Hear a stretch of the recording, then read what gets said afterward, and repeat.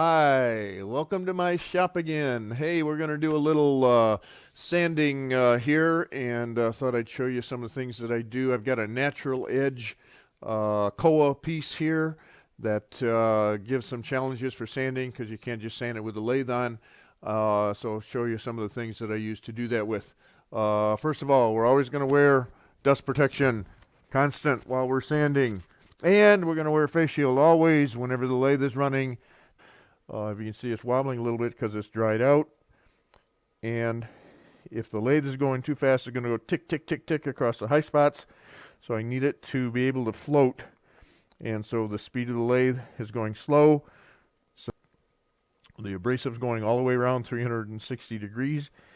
But more importantly than that, or just as important, is the fact that I don't want it to heat up. So I've got it going very slow so it doesn't get hot. Right?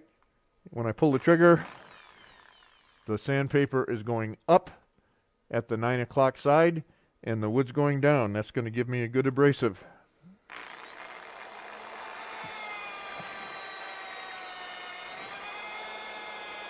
See how it's floating on the wobble? And I'm pulling the trigger slowly so that it's not going to heat up. All right. Not even warm, just barely warm. Okay. Then from 220 with the drill and mandrel to hand sanding, I'm going to go to 320. All right. 320 by hand. Anything finer than 220 I want to do by hand. Why? Because I don't want it to heat up. If it heats up, that's bad. I want to use sharp sandpaper.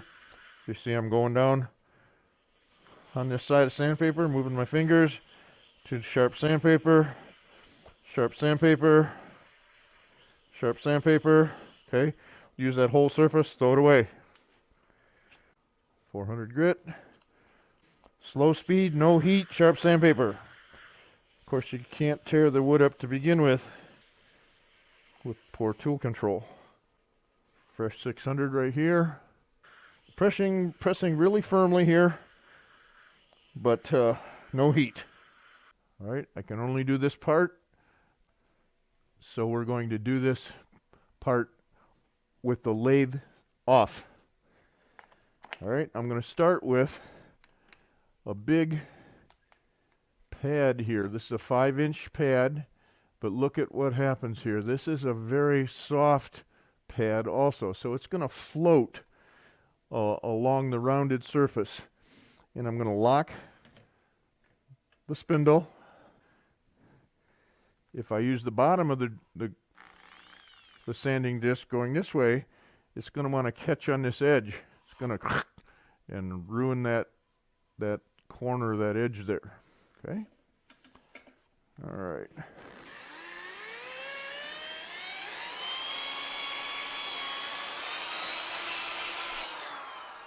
So we're going to go back to 320 by hand. It's a little easier if you keep the lathe locked, the spindle lock. All right, so only doing that.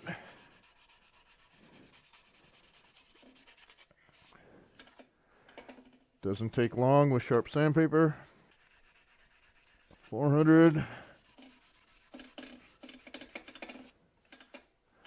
Ooh, feeling good. 600. Take Cindy's light so you can see. Try to see, nice and polished. Perfect. So it doesn't take very long when you use sharp sandpaper. Okay, now on the inside we've got a few little tool marks in here. No torn out grain because I'm using sharp tools throughout the whole process. Sharpened many, many times on the inside. I got a nice sweeping arc here. But those little tool marks are going to sand out real easy because there's no torn out grain.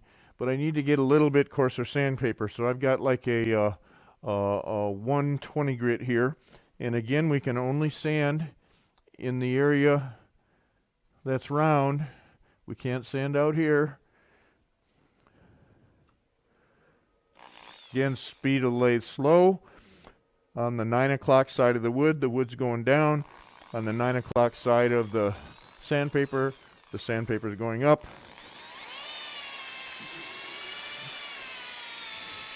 Slow speed.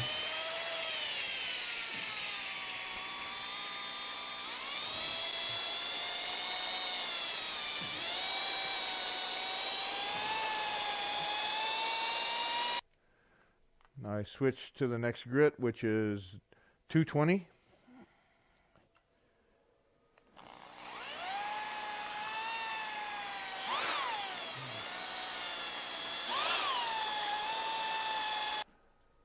Now when we go with anything finer than 220, hand sandpaper again on the inside.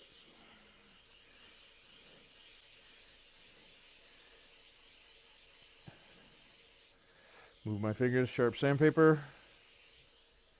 Move my fingers, sharp sandpaper. Throw it away. Okay, 300, 400, 600. Just takes a couple minutes. And we're done with that inside. I'm going to use a smaller pad this time with the lathe spindle lock so that it's stationary. And now which way is off the edge is I have to use the right hand or 3 o'clock side of the disc.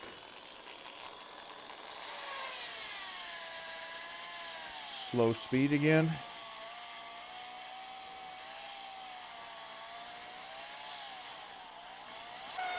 So it doesn't take long at all. Everything else, 320, 400, 600 by hand.